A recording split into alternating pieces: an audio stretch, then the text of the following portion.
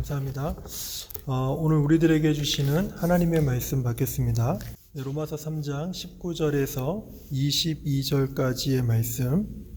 우리가 알거니와 무릇 율법이 말하는 바는 율법 아래 있는 자들에게 말하는 것이니 이는 모든 입을 막고 온 세상으로 하나님의 심판 아래 있게 하려 함이라.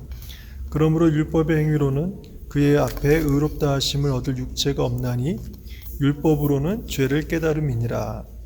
이제는 율법 외에 하나님의 한 의가 나타났으니 율법과 선지자들에게 증거를 받은 것이라. 곧 예수 그리스도를 믿음으로 말미암아 모든 믿는 자에게 미치는 하나님의 의인이 차별이 없느니라. 아멘. 오늘은 차별이 없는 하나님의 의라는 제목으로 하나님의 말씀을 전하도록 하겠습니다. 우리가 예수님을 믿고 또 성도로서 삶을 살아가기에 있어서 특별히 내가 죄인임을 깊이 깨닫지 못한다면 하나님이 주신 이 구원의 깊은 의미를 깨닫기가 참 어렵습니다. 하나님께서는 이스라엘 백성들에게 율법을 주신 그 이유가 지난주에 제가 말씀드린 것처럼 죄를 깨닫게 하려고 율법을 주셨다, 이렇게 말씀을 하셨습니다. 그리고 율법을 알지 못했던 그 이스라엘 밖에 있는 모든 사람들, 그 사람들은 그 무엇을 기준으로 해서 자기가 죄인임을 알게 되었을까요?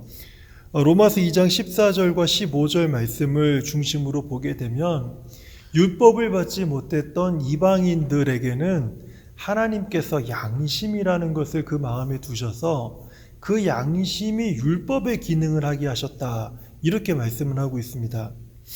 한번 들어보세요. 율법 없는 이방인이 본성으로 율법의 일을 행할 때에는 이 사람은 율법이 없어도 자기가 자기에게 율법이 되나니 이런 이들은 그 양심이 증거가 되어 그 생각들이 서로 혹은 고발하며 혹은 변명하여 그 마음에 새긴 율법의 행위를 나타내느니라, 이렇게 말씀을 하고 있습니다. 그래서 우리가 이 말씀들을 보게 되면은 유대인들이나 아니면 유대인이 아닌 모든 이방인들, 이 모두가 다 엄밀한 의미로 보면은 율법 아래 놓여 있는 자들이다, 이렇게 표현해도 참 이렇게 무방하다고 생각이 들어요. 그러니까 온 세상은 다 율법 아래 놓여 있다라고 우리가 이해를 해도 큰 무리가 없다라는 것입니다. 그렇다면 율법이라고 하는 이 하나님의 법, 이 율법이 우리들에게 가장 많이 들려졌던 그 해석적 의미가 무엇인가 하면 그것은 행위였습니다. 행위.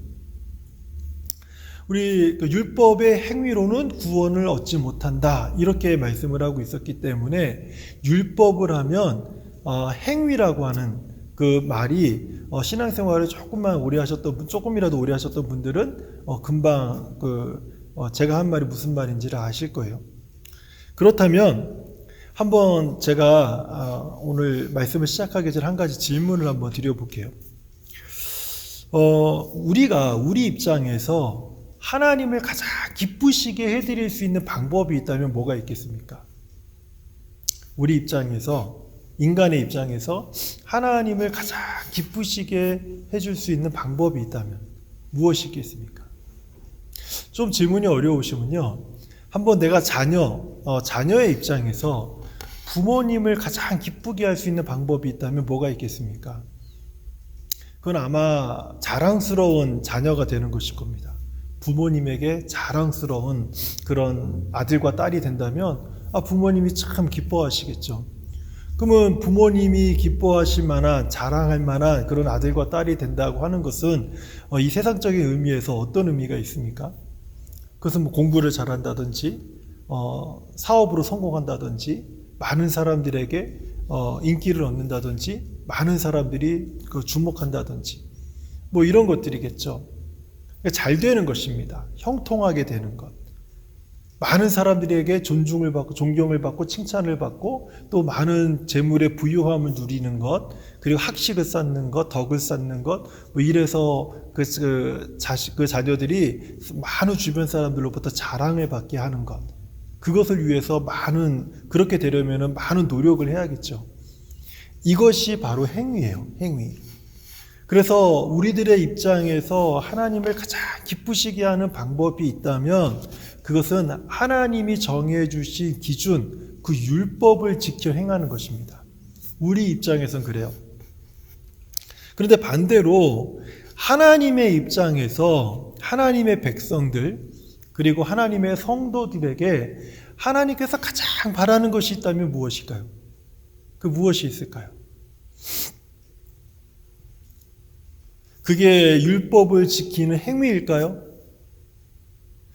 이것에 대해서 가장 잘 설명해 주고 있는 것이요. 창세기 15장 6절의 말씀입니다. 창세기 15장 6절을 보면 아브라함이 여호와를 믿으니 여호와께서 이를 그의 의로 여기시고 라고 말씀을 하고 있어요. 하나님께서는 자기의 백성과 하나님의 성도들이 정말 하나님을 기쁘게 할 만한 것이 무엇이 있는가?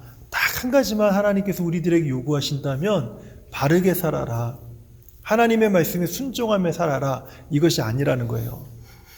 하나님께서 가장 기뻐하시는 것은 하나님을 믿는 것입니다. 그 믿음이 우리로 하여금 하나님의 의로움을 입게 만든다라는 거예요. 아브라함이 하나님을 믿어서 의롭게 된 것은 하나님께서 백성들에게 율법을 주시기 이전에 의로움을 입었기 때문에 이것은요, 율법보다 더 우월한 것입니다. 굉장히 중요한 거예요. 우리 성도들이 그리고 많은 그 주님의 백성들이 하나님 앞에서 의로움을 얻기 위해서 살아가야 될 가장 중요한 핵심이 있다면 그것은 하나님을 믿는 거예요. 이것만큼 중요한 게 없어요. 그런데 우리의 입장에서는요, 하나님을 믿는 것보다 더 중요한 게 있습니다. 바르게 살아보는 거예요. 하나님을 위해서 내가 수고하여서 얻은 많은 아름다운 열매들을 하나님께 한번 드려보는 거예요. 그런데 하나님은 그것을 원치 않으신다라는 것입니다. 바로 여기에서 우리가 신앙생활 하는 데 있어서 굉장히 큰 오해들이 오고 가는 것을 자주 경험하게 됩니다. 하나님이 율법을 주신 것은 죄를 알게 하고 또 세상을 하나님의 의로운 심판 아래 두려고 율법을 주셨다고 했습니다. 하지만 반면에 하나님은 그 율법을 통해서 하나님의 의로움을 드러내시고 또 그 하나님의 거룩하심을 드러내는 도구로 그 율법을 사용하셨습니다. 그렇기 때문에 우리 성도님들이 반드시 기억하셔야 될 것이 있는데 율법을 통해서도 하나님의 의가 드러나고요. 그리고 우리가 하나님을 믿음으로도 하나님의 의가 우리 삶에서 드러날 수 있다라는 거예요. 오늘은 주제가 무엇인가 하면 차별하지 않는 하나님의 의에 대한 것입니다. 하나님의 의로움에 대한 것. 이 하나님의 의로움에 대한 것이 복음을 받게 되는 또 복음을 듣게 되는 죄인된 우리들의 모습 속에 어떤 영향을 미치는지를 좀 우리가 함께 살펴보려고 하는 거예요. 자, 이제 한번 본문 21절의 말씀을 다시 한번 들어보세요. 이제는 율법 외에 하나님의 한 의가 나타났으니 율법과 선지자들에게 증거를 받은 것이라. 오늘 본문에 보니까 하나님의 한 의가 나타났다 이렇게 말씀을 하고 있습니다. 우리가 하나님의 의를 생각하기 전에 먼저 의에 대한 개념을 한번 좀 세워볼 필요가 있습니다. 우리 성도님들이 알고 있었던 의로움에 대한 개념하고 오늘 제가 드리는 이 말씀으로 드리는 의로움에 대한 개념이 비슷한지 똑같은지 아니 비슷한지 아니면 좀 전혀 다른지 한번 잘 한번 이렇게 들어보시면서 스스로를 한번 생각해 보시면 좋을 것 같습니다. 먼저 의에 대한 개념을 좀 얘기를 할 건데요. 유교적인 개념에서는요, 의라고 하는 것은 마땅한 삶의 길이라고 이야기를 하고 있습니다. 사람이 살아야 되는 마땅한 삶의 길. 이것이 의예요. 의로움입니다. 화면을 한번 보세요. 화면을 보시면 이제 한자로 제가 의를 하나 띄워놨습니다. 이것 화면에 보시는 것처럼 이것은 한자로 오를 의라고 하는 그런 단어입니다. 기독교의 관점에서요, 한자를 연구하는 분들이 계시는데, 이 한자를 연구하는 분들은 오를 의를 구성하고 있는 한자들에 대해서 참 많은 관심을 가졌습니다. 그래서 이 오를 의를 가지고 하나를 설명하는데, 제가 한번 그분들이 분석한 내용을 잠깐 보여드릴게요. 오를 의자는요, 양 있죠, 짐승 양. 그 양을 의미하는 양양자와 한자로 나를 의미하는 아자와 이렇게 조합되어 있는 그 단어가 바로 오를 의입니다. 그런데 나를 의미하는 이 아자는요, 손을 의미하는 손 숫자하고 창 있죠, 창을 의미하는 창의 이 과자하고 그 합쳐진 단어가 바로 나자입니다. 그래서 이 문자들을 합쳐서 조합을 해서 합쳐 보니까 이런 의미가 돼요. 손에 창을 잡은 사람이 양처럼 행동한다. 이런 의미를 갖게 된다라는 거예요. 오를 의가 의미하는 게 그렇다는 거죠. 그런데 이것을 기독교의 관점에서 다시 해석해 보니까 오를 의란 무엇인가 하면 손에 든 창으로 양을 잡아서 그 죽은 양을 내 머리 위로 들어 올렸다. 그리고 나는 그 양 아래에 있다. 이것이 그 오를 의라고 하는 그런 뜻이라는 거예요. 창으로 양을 잡아서 내 머리 위에 올려놓고 내가 그 양 밑에 있는 밑에 있는 나는 의롭다라고 하는 그런 뜻을 가지고 있다는 거예요. 근데 성경에서 예수 그리스도를 상징하는 이 어린 양의 죽음과 그 아래에서 의로워진 성도들을요, 한자로 이렇게 잘 설명하는 그 단어가 바로 오를 의다. 이렇게 이야기를 합니다. 참 이게 의미 있지 않습니까? 근데 어떻게 보면 여기까지는요, 우리가 일반적으로 생각해왔던 의와 많이 같거나 비슷한 그런 내용들입니다. 어쩌면 이미 다 알고 있는 내용들이죠. 그러면 이제 성경에서 말씀하는 의의 개념을 한번 좀 살펴보겠습니다. 먼저 성경은요, 의를 언급할 때는 구약과 신약에서 똑같이 대표적으로 두 단어를 같이 사용을 하고 있습니다. 구약에서는 의의 개념인 ጼ데카라고 하는 히브리 단어를 사용하고 있는데요, 같은 개념으로 신약에서는요, 디카이오시라고 하는 헬라어 단어를 사용하고 있습니다. 오늘 ጼ다카라고 하는 이 단어를 많이 말할 겁니다. 좀 기억해 두시면 좋을 것 같아요. 히브리어로는 ጼ다카, 그리고 헬라어로는 디카이오시네라고 하는 이 단어가 의라고 하는 개념으로 사용된다는 거예요. 무슨 뜻인지 잘 모르시겠지만은 이거를요, 그 모든 영어 성경에는요, righteousness라고 하는 단어로 다 번역을 해놨습니다. 좀 이해가 되시죠? righteousness로 번역이 되어 있어요. 한국어 성경에는 이 두 단어를 어떻게 번역을 했냐면 주로 공의로 번역을 했습니다. 그래서 그 ጼ데카는 공의로 번역된 그런 단어라는 거예요. 또 다른 의의 개념이 하나가 있어요. 이건 뭐냐면 구약 성경에서는 미쉬파트라고 하는 그런 단어로, 히브리 단어를 썼고요. 신약에서는 디카이오마라고 하는 헬라어 단어를 썼습니다. 그러면은 이 미쉬파트와 디카이오마 이 단어를 영어 성경에서는 모두 어떻게 번역을 했냐면 justice라고 번역을 했어요. 또는 justification이라고 이렇게 번역을 했습니다. 한국어 성경은요, 주로 이 단어를 정의라고 번역을 했어요. 오늘은 제가 ጼ데카, 그 다음에 그 미쉬파트라고 하는 이 두 단어를 참 많이 쓸 겁니다. 좀 이렇게 염두에 두시면 좋을 것 같아요. 그러니까 구약 성경에서 ጼ다카와 미쉬파트를 잘 이해하기 쉬운 성경은요, 많은 사람들이 인용했던 아모스 5장 24절의 말씀이에요.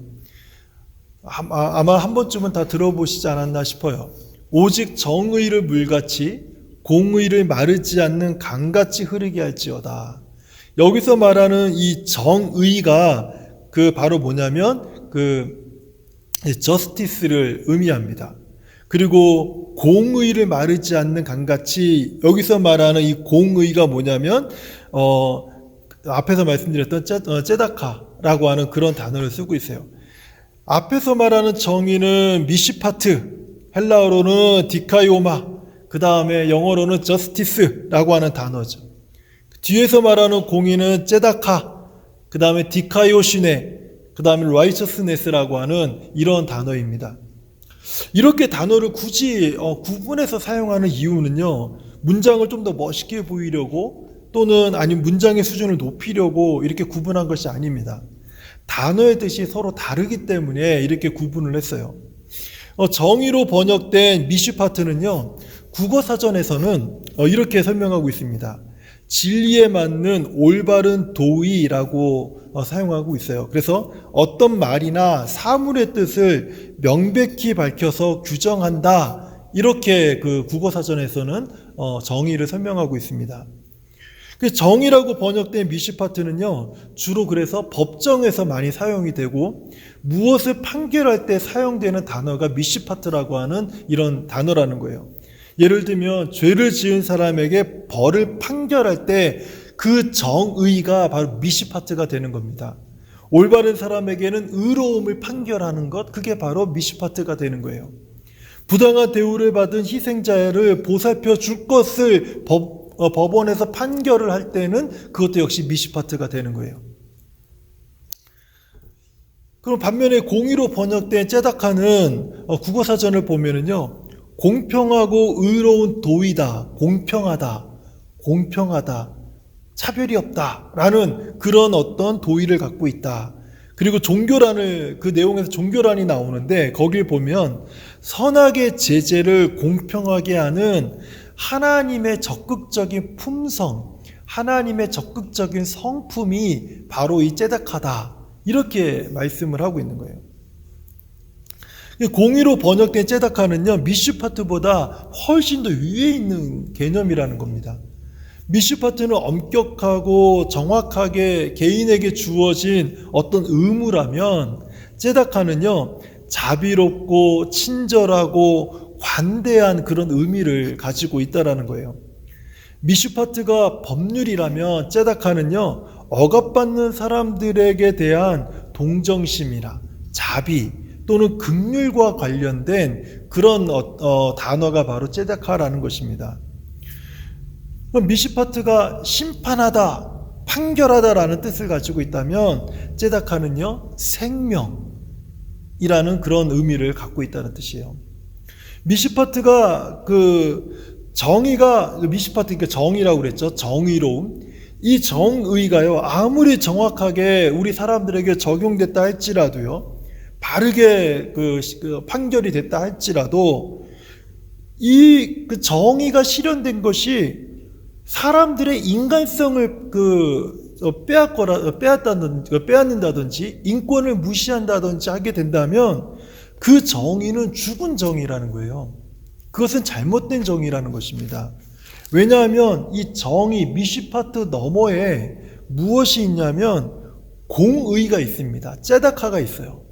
이 째다카가 있기 때문에 째다카를 중심으로 해서 올바르게 정의로운 것을 판결해야 되지, 정의로운 것만 판결하기 위해서 째다카를 무시할 수는 없다는 뜻이에요.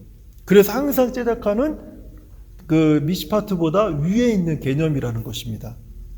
율법은요, 죄를 깨닫게 하고 정죄하고 판결하는 미시파트의 기능이 있지만은, 그것이 강하지만은 하나님은요, 율법으로 사람을 정죄하고 심판하려고 율법을 주신 것이 아니라는 거예요.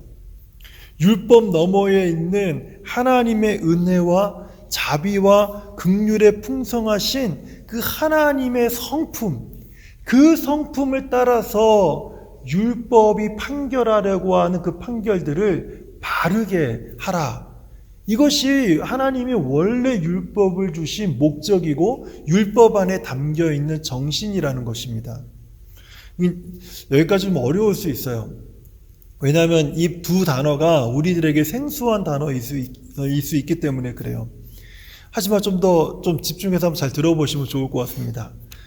이것을 이제 잘 설명해 줄 수 있는 좋은 예가 있는데요. 그것은 제가 지난주에 말씀드렸던 5가지 레위기에서 말씀하고 있는 5가지 제사법에서 찾아볼 수가 있어요. 레위기 1장에서 7장까지의 말씀을 보면 5가지의 제사의 종류와 방법이 자세하게 설명되어 있습니다. 5가지 제사의 종류로는요, 번제, 소제, 화목제, 속죄제, 속건제, 이렇게 5가지의 제사가 있습니다. 그럼 이 제사를 드릴 때 제물로 사용되는 짐승들이 있는데, 그 짐승들은 소나 양, 염소, 그리고 비둘기가 있어요. 그리고 이것 말고 또 하나가 있는데, 고운 가루가 있습니다. 곡식의 고운 가루. 이렇게 그 제물들이 있어요. 자신의 죄를 속죄하는 이 속죄 제사를 드릴 때 보면요, 소를 잡아서 속죄 제사를 드리는 사람들이 있고, 양이나 염소를 잡아서 그렇게 제사를 드리는 사람들이 있습니다. 그런데 형편이 어려운 사람들은 어떻습니까? 사실 소나 양, 염소는요, 지금으로 보면은 상당히 값이 나가는 그런 재물들이라는 거예요. 근데 가난하고 형편이 어려운 사람들이 소를 잡아서 자기의 속죄 제사를 드리고 싶어도 그 능력이 안 되는 거예요. 여력이 안 되는 거예요. 그러면 어떻게 해야 됩니까? 그 비둘기를 잡아서 그 비둘기로 그 자기의 속죄 제사를 드려요. 근데 문제는 비둘기조차도 그 속죄 제사의 제물로 드릴 수 없는 사람들이 있다라는 거예요. 그럼 그 사람들은 어떻게 합니까? 그 사람들을 위해서 한 움큼의 곡식 가루가 필요했던 거예요. 그 레위기 5장 11절에서 12절을 보면 이런 말씀이 있어요. 만일 그의 손이 산비둘기 2마리나 집비둘기 2마리에도 미치지 못하면 그의 범죄로 말미암아 고운 가루 10분의 1 에바를 그 예물로 가져다가 속죄 제물로 드리되 이는 속죄제인즉 그 위에 기름을 붓지 말며 유향을 놓지 말고 제사장은 그 한 움큼을 가져다가 제단 위 여호와의 화제물 위에서 불사를 지니 이는 속죄제라. 밀가루 같은 그런 가루 한 움큼만 있으면 자신의 죄를 속죄하는 속죄제를 드릴 수 있다라는 거예요. 여기서 이것을 통해서 째다카와 미슈파티의 개념이 이 안에 다 들어있습니다. 성경은요, 모든 사람이 자신의 죄를 속죄할 때 동일한 가치를 지닌 똑같은 제물을 모든 사람들에게 요구하지 않는다라는 거예요. 만약에 그것을 다 모든 사람들에게 똑같이 요구한다면 그 요구를 지키지 못하고 따르지 못하는 사람들은요, 자동적으로 다 그냥 죄인으로 살아갈 수밖에 없게 되는 것이죠. 여기서 말씀하고자 하는 하나님의 째다카, 이것은 무엇일까요? 제물의 가치와 제물의 종류가 그 사람의 죄를 용서하지 못한다라는 것입니다. 얼마만큼 비싼 값이 나가는 재물을 가지고 자신의 죄를 속죄하느냐에 따라서 더 정결해지고 더 많은 죄가 용서받고 하는 것이 아니라는 거예요. 죄를 용서하시는 분은 하나님이시라는 것을 알게 하기 위해서 이 제사를 드리는 것입니다. 그래서 모든 사람들이 재물의 가치와 종류를 선별해서 나오는 것이 아니라 자기 형편에 누구든지 나올 수 있도록 자기 형편에 맞는 재물들이 백성들에게 제공되었던 거예요. 신약 성경에 이 째다카와 미슈파트를 의미하는 아주 좋은 예가 또 하나 있어요. 마가복음 12장 38절에서 44절의 말씀인데요. 여기 두 종류의 예가 나옵니다. 한번 들어보세요.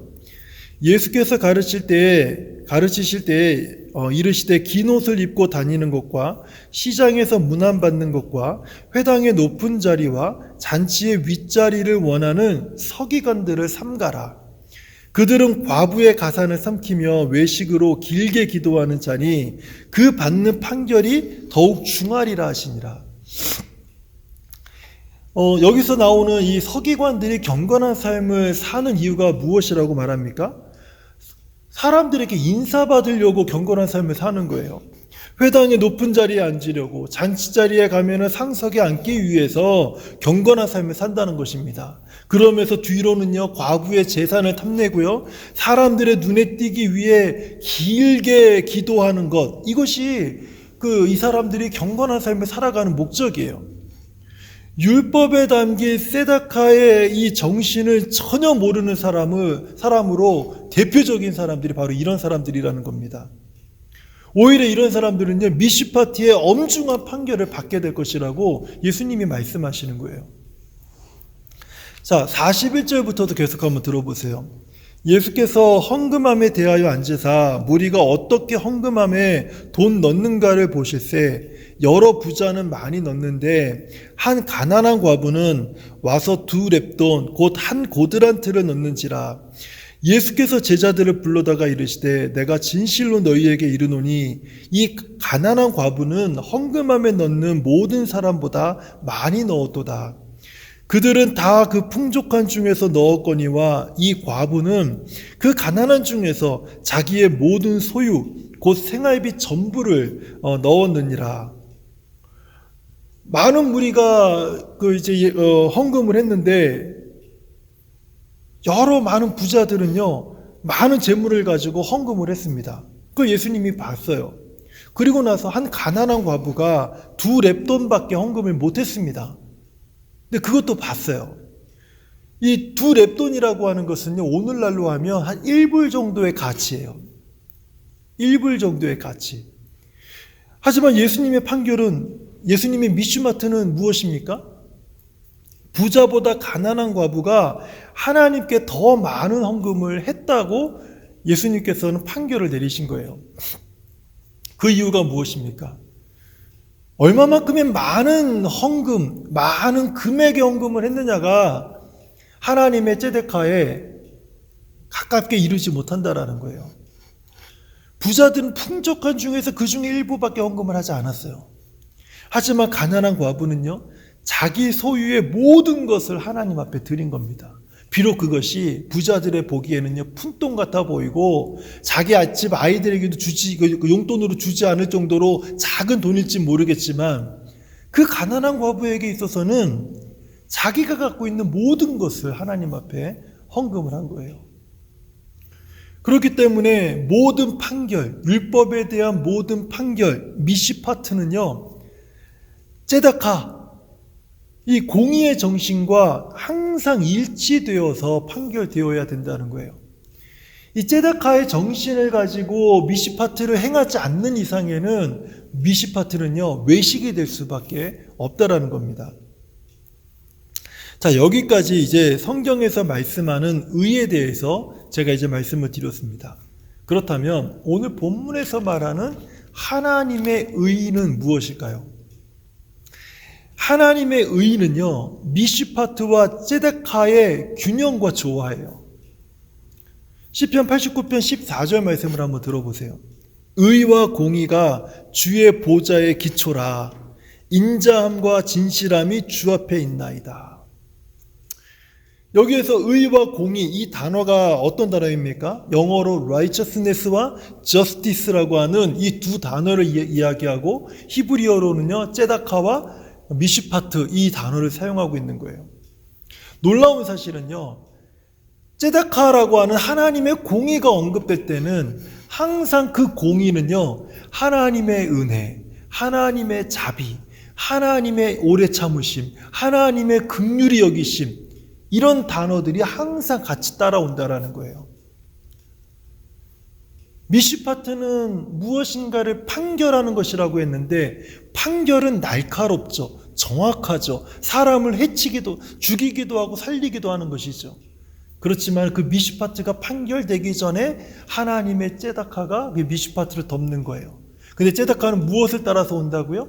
하나님의 은혜, 하나님의 불쌍히 여기심, 하나님의 오래 참으심, 하나님의 인자하심, 하나님의 자비로우심, 이것들이 늘 따라서 하나님의 ጼ다카가 실현된다라는 것입니다. 사실 이런 하나님의 의에 대해서 우리가 잘 몰랐을지라도 구약의 인물들은요, 하나님의 의에 대해서 잘 알고 있었습니다. 그리고 그 하나님의 의를요 따르고 실천하면서 살았다는 거예요. 그 대표적인 두 사람을 제가 한번 소개해 드릴게요. 한 명은 다윗입니다. 사무엘하 8장 14절입니다. 14절에서 18절의 말씀을 한번 잠깐 볼게요. 다윗이 에돔의 수비대를 두되 온 에돔의 수비대를 두니 에돔 사람이 다 다윗의 종이 되니라. 다윗이 어디로 가든지 여호와께서 이기게 하셨더라. 그리고 다윗이 온 이스라엘을 다스려 다윗이 모든 백성에게 정의와 공의를 행할세. 정의 미슈파트와 공의 ጼ다카를 행할세라고 얘기하고 있어요. 이게 무슨 말씀이냐면 하나님께서 다윗이 가는 곳마다 전쟁에 승리하게 하심으로 마침내 다윗이 이스라엘의 왕이 되고 이스라엘을 다스리게 됩니다. 이때 그 다윗이요 무엇을 하냐면 제일 먼저 자기 신하들을 세워요. 그 왕실을 도울 수 있는 그 신하들을 세우는데요. 그 신하들을 어떻게 세우는 겁니까? 정의와 공의를 따라서 세우는 거예요. 하나님의 ጼ다카와 미슈파트를 따라서, 즉 하나님의 의로움을 따라서 사람을 세우는 거예요. 그래서 15절부터 18절까지 보면 16절에서 18절까지 보면 수르야의 아들 요압은 군사령관이 되고 아힐룻의 아들 여호사밧은 사관이 되고 아히두베의 아들 사독과 아비아달의 아들 아히멜렉은 제사장이 되고 스라야는 서기관이 되고 여호야다의 아들 브나야는 그렛 사람과 블렛 사람을 관할하고 다윗의 아들들은 대신들이 되니라. 어떻게 사람들을 세웠습니까? 하나님의 의를 따라서 다윗이 사람들을 세웠다는 거예요. 또 다른 한 사람을 제가 소개해 드릴게요. 그 욥입니다. 욥. 욥기 29장 12절에서 17절의 말씀을 한번 들어보세요. 이 말씀은요, 욥은 고난 중에 자기 친구들에게 자기가 이 고난을 받기 전과 지금까지 어떤 기준으로 삶을 살아왔는지를 잘 이야기해 주고 있습니다. 한번 들어보세요. 이는 부르짖는 빈민과 도와줄 자 없는 고아를 내가 건졌습니다. 부르짖는 빈민과 고아를 건져주는 삶을 살았고요. 망하게 된 자도 나를 위하여 복을 빌었으며 과부의 마음이 나로 말미암아 기뻐 노래하였느니라. 내가 의를 옷으로 삼아 입었으며 나의 정의는 겉옷과 모자 같았느니라. 여기서 말하는 의가 ጼ닥하고요, 나의 정의가 미슈파트예요.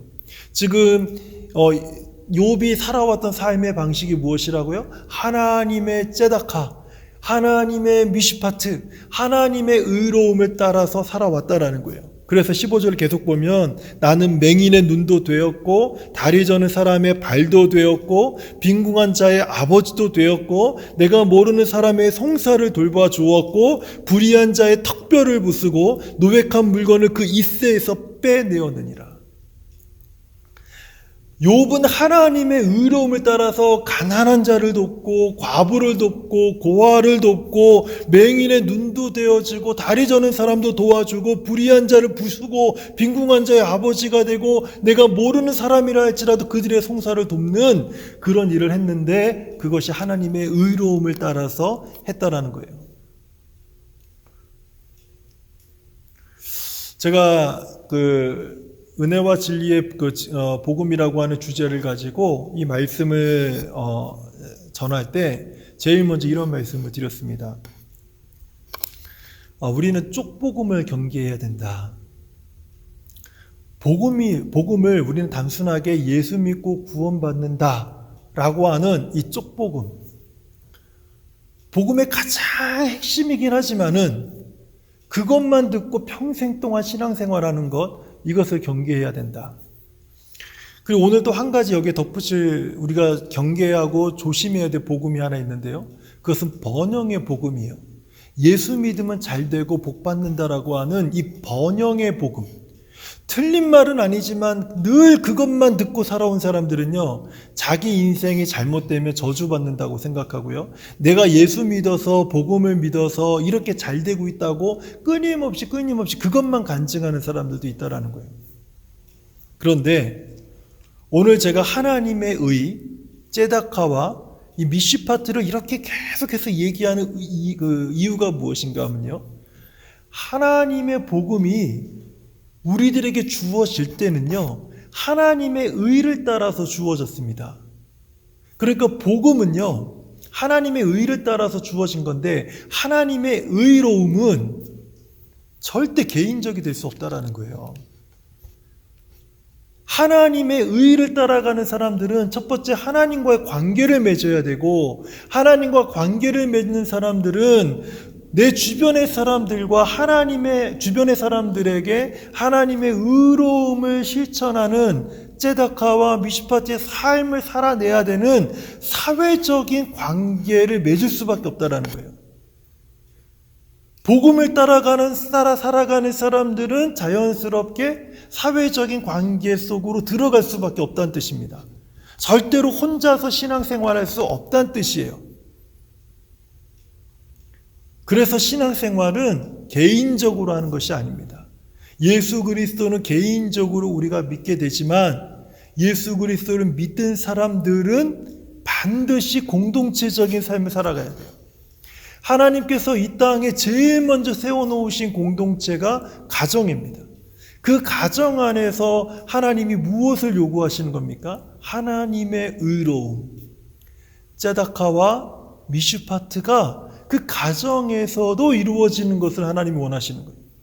그리고 그 하나님의 의로움을 따라서 살아가는 사람들은 혼자서 은혜 받고, 혼자서 기도하고, 혼자서 말씀 묵상하고, 혼자서 봉사하고, 혼자서 충성하는 것들을 좋아하는 것은 하나님의 의로움을 따르는 복음적인 삶이 아니라는 거예요.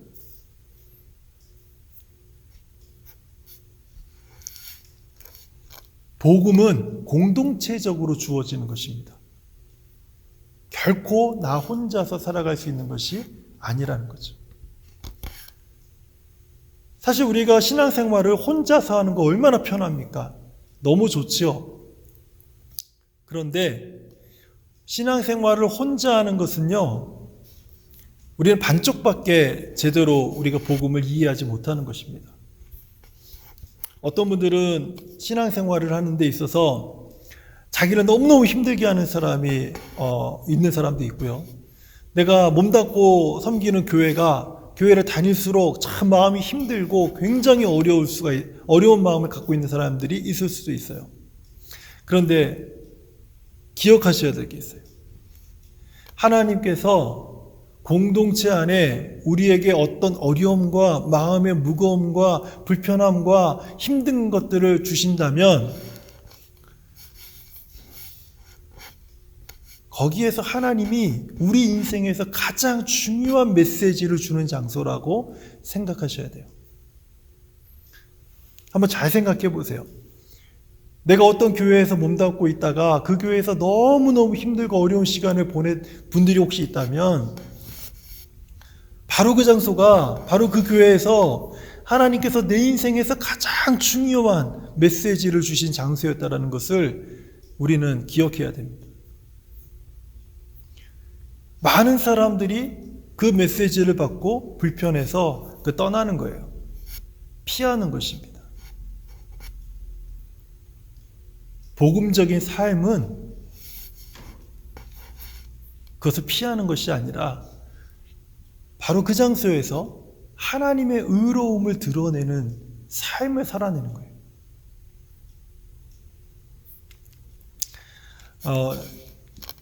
제가 이 수요기도회에 지금 3번째 말씀을 전하고 있는데, 제가 지난번에 한번 말씀을 드렸죠.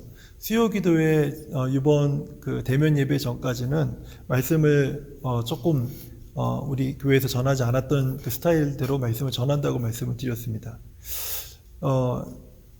저도 이 말씀들을 전하는 데 있어서 우리 성도님들이 이것을 받을 수 있는 준비가 됐는지 안 됐는지 잘 모르겠어요. 하지만 지금까지 우리가 듣고 우리가 따라왔던 말씀의 어떤 방향이나 내가 알고 있었던 복음의 내용이 만약에 반쪽짜리라면, 이제부터 우리 자신이 믿고 따르고 있었던 복음의 내용들을요, 조금 더 확대해서 조금 더 깊이 있게 그 내용들을 살펴볼 필요가 있어요. 하나님의 의로움은 절대로 개인적으로 나타나도록 하나님이 주지 않으셨다라는 거예요. 성경의 모든 복음적인 삶과 사역과 그 모든 그 복음적인 삶은요, 다 공동체 안에서 이루어졌습니다. 거기서 지지고 볶고하는 거예요. 그 지지고 볶고하는 중에 하나님께서 우리에게 꼭 필요한 그 메시지를 주세요. 어떤 사람에게는 겸손에 대한, 어떤 사람에게는 사랑에 대한, 어떤 사람에게는 충성에 대한, 어떤 사람에게는 헌신에 대한, 어떤 사람에게는 용서에 대한, 어떤 사람에게는 배려에 대한, 어떤 사람에게는 우리 하나님이 주시는 사명에 대한 여러 가지 다양한 메시지를 그 공동체 안에 두셔서 하나님께서 우리가 하나님의 의로움을 이루어 갈 수 있도록 하나님께서 그 공동체에 메시지를 주신다는 거예요. 자, 이제 여기까지 들었으면요, 이제 우리는 오늘 본문에 언급된 차별이 없는 하나님의 의에 대한 말씀에 대해서 이제 마지막으로 생각을 해봐야 됩니다. 모세로부터 하나님의 율법을 받고 살았던 구약의 이스라엘 백성들은요, 율법이 참 자랑스럽고 프라우드한 그런 어떤 하나님의 말씀이었지만 그 율법이 자신들의 죄를 정죄하고 심판하는 그런 율법의 기능 때문에 그 율법이 너무 백성들을 고통스럽게 했습니다. 시간이 지나면서 하나님의 정의, 미시파트가 무섭고 두려웠어요. 할 수만 있다면 이 하나님의 율법으로부터 좀 벗어나고 싶은 것이 이들의 솔직한 심정이었습니다. 하지만 이 율법이 짓누르고 있는 그 무게에 고통스러워 했지만은 그 율법 넘어 있는 하나님의 공의, ጼ다카, 그것 때문에 마음의 소망들을 가지게 되었는데 그 소망이 이 자신들을 짓누르고 있고 책망하고 정죄하고 심판하려는 그 율법의 문제를 해결할 수 있는 유일한 소망이라는 것을 이제 백성들이 알게 돼요. 왜냐하면 그 ጼ데카 안에서 메시아에 대한 소망을 보았기 때문에 그래요. 율법으로는 우리의 죄를 없이 하지 못하지만 그 율법을 주신 하나님의 ጼ데카를 보니까 거기에서 하나님께서 끊임없이 베푸시는 은혜와 자비와 긍휼과 오래 참으심과 또 하나님의 인도하심과 그 모든 것들을 바라볼 때 거기에서 메시아를 보게 되는 거예요. 우리를 구원해 줄, 모든 죄에서 우리를 구원해 줄 메시아에 대한 개념을 찾게 돼요. 왜냐하면 ጼ다카는요, 항상 하나님의 성품과 연결되어 있었기 때문에 그렇습니다. 오늘 본문에서 21절과 22절 말씀을 다시 들어보세요. 이제는 율법 외에 하나님의 한 의가 나타났으니 율법과 선지자들에게 증거를 받은 것이라. 이 21절에서 가장 중요한 단어는 율법 외에라는 말이 아닙니다. 이제는 무엇이 나타났으니 라고 하는 이 말이에요. 전에는 어땠습니까? 하나님과 죄인들 사이에는 오직 모세의 율법만 있었는데, 하지만 율법으로는 하나님의 의에 이르는 율법으로는 하나님의 의의 기준에 이르지 못했죠. 그런데 단지 율법으로는 죄를 깨닫고 죄인임을 알게 되었죠. 그런데 이제는 어떻게 되었습니까? 무엇이 나타났어요. 그게 무엇입니까? 율법 너머에 있는 하나님의 의, ጼ다카의 그 실체가 나타났는데, 이 하나님의 의가 율법과 선지자들에게 미시파트가 됐다라는 거예요. 증명이 됐다라는 거예요. 이 의는 하나님의 정의로운 판결에 옳은 의라고 말씀하는 겁니다. 갑작스럽게 이 율법에 나타난 이 하나님의 은혜가 갑작스럽게 즉흥적으로 나타난 것이 아니라는 거예요.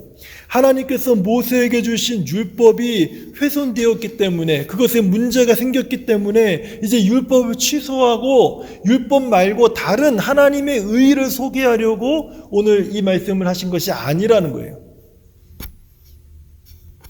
이것은 율법과 선지자로부터 증명이 된 것입니다. 이미 오래전부터 모든 사람들이 소망하고 있었고 바라보고 있었고 애타게 기다렸던 바로 그 하나님의 의였다는 거예요. 그것이 무엇입니까? 22절에 곧 예수 그리스도를 믿음으로 말미암아 모든 믿는 자에게 미치는 하나님의 의인이 차별이 없느니라. 이 하나님의 의는 예수 그리스도를 믿는 모든 믿는 자에게 주시는 거라는 거예요. 그것이 하나님의 의. 죄인이 의인되었다 이렇게 판결하는 것이 무엇입니까? 그것이 미시파트예요. 판결이기 때문에. 그것을 영어로 뭐라고 합니까? justification. 우리는 이것을 한국어로요 칭의다라고 얘기합니다. 율법 외에 율법과 선지자로부터 판결을 받은 하나님의 의가 나타났는데 그 의를 따라서 볼 때 예수 그리스도를 믿는 모든 자들에게는 하나님이 정의롭게 판결하시는데 그것이 바로 죄인이 의인이 되었다라고 법정에서 판결하시는 거예요. 죄인이 의인이 되었다. justification이라고 하는 거예요. 이렇게 판결받은 사람에게 하나님께서 의로움이라고 하는 선물을 주시는데 그 의로움이 째닥합니다. 우리는 이것을 righteousness라고 말을 하죠. 하나님은 이렇게 의로움의 선물을 받은 자들은 그 의로움을 따라 어떻게 하시냐면 하나님의 형상을 회복하시는 거예요. 그 의로움을 따라 justification 된 사람들은 예수 그리스도의 형상으로 변화시키시는 거예요. 이것이 바로 율법 외에 나타난 하나님의 의로움에 대한 부분입니다. 오늘은 여기까지 말씀을 전하려고 합니다. 우리 사랑하는 성도님들, 하나님께서 우리에게 주신 이 구원 그리고 죄인이 의롭다라고 말씀하시는 이 내용이 갑자기 뜬금없이 신약시대에 와서 예수님이 탄생하시고 신약시대에 와서 예수님부터 새롭게 시작된 것이라고 생각해서는 안 돼요. 이것은요 오래전 아브라함 때부터 어쩌면 그 이전부터 끊임없이 하나님께서 이 세상을 비추셨던 째다카의 하나님의 의로움에 대한 부분이었던 거예요. 그것의 연장의 현상이었어요. 그것이 이제는 복음이라고 하는 예수 그리스도의 복음이라고 하는 그 말로 우리들에게 이제 주어진 것입니다. 그래서 예수 그리스도를 믿는 자들에게 주시는 이 하나님의 의는요, 그 믿음을 믿는 모든 자에게 주시는 하나님의 의로움이기 때문에 차별이 없는 거예요. 오늘 말씀의 결론은 이것입니다. 우리가 예수 믿고 영원한 천국에 간다고 하지만은 만약에 우리가 예수 믿지 않고 우리가 지옥 형벌을 받는다면 그 이유가 무엇일까요? 죄인이기 때문에. 이게 우리가 알고 있는 일반적인 내용이에요. 일반적인 내용. 여러분, 우리 죄 때문에 우린 지옥 형벌을 받는 영원한 하나님의 심판을 받는 그런 사람들입니다. 맞습니까? 이게 반밖에 안 맞는 말이에요. 우리가 왜 심판을 받습니까? 우리가 왜 지옥의 형벌을 하나님의 진노 아래 놓여서 지옥 형벌을 받아야 되는 그런 사람들입니까? 성경은 이렇게 말합니다. 믿지 않기 때문에. 하나님은 단 한 번도 죄인을 예수 그리스도께서 이 땅에 오셔서 죄인들의 친구가 되어주고 죄인들의 말을 들어주고 죄인들과 함께하는 행동을 하셨지만은 그 죄인들을 책망하시거나 죄인들을 벌하시거나 죄인들을 징계하신 적이 없어요. 근데 예수님께서 막 흥분하셔서 책망하실 때가 있었는데 그때는 믿음이 없는 자들에 대해서 예수님은 책망하셨어요. 그렇지 않습니까? 제자들이 폭풍 속에서 막 벌벌 떨고 어쩔 줄 모를 때 어찌하여 의심하느냐 이 믿음이 없는 자들아, 왜 두려워하느냐 믿음이 적은 자들아, 이렇게 책망을 하셨죠. 하지만 그들의 죄를 나무래시거나 그들의 죄를 책망하신 적은 없다라는 거예요.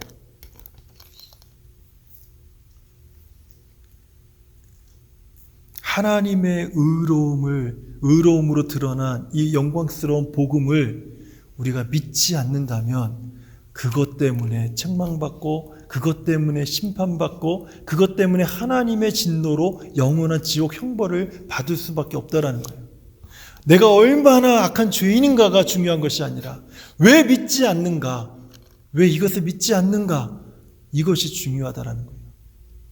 오늘 하나님께서는 모든 믿는 자에게 차별이 없는 하나님의 의로움에 대한 말씀을 우리에게 주셨습니다. 그 말씀을 예수 그리스도의 복음 안에 두셨어요. 우리가 예수 그리스도를 믿음으로 우리는 상급을 받지만, 그러나 믿지 않는 것은 하나님의 심판 아래 놓이는 것이요, 하나님의 진노 아래 놓이는 것이요, 영원한 지옥 형벌을 피할 수 없게 만드는 아주 엄중한 사실이라는 것을 기억하시기를 바랍니다. 하나님 아버지 감사합니다. 믿음이